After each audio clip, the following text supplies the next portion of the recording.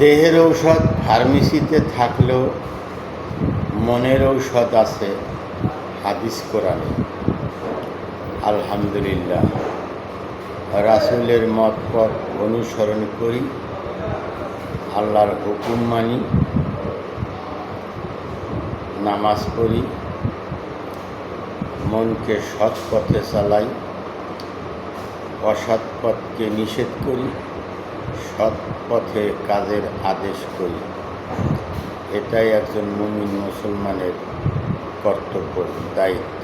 আল্লাহর হুকুম, রাসূলের তরিকা মোতাবেক চলি, ইনশাআল্লাহ যত বিপদ আছে আল্লাহ পাক হেফাজত করবেন। এগুলি গোপনে করি, প্রকাশ্য করি, অবশ্যই আল্লাহ পাক সর্বদিকটা দেখেন বা খেয়াল রাখেন।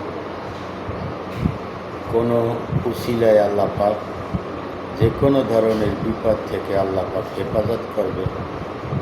আমি আল্লাহর হইয়া যাই, আল্লাহ পাক আমার হইয়া যাবে ইনশাআল্লাহ। তো সবাই আল্লাহ রাসূলের হুকুম মেনে চলি। আলহামদুলিল্লাহ।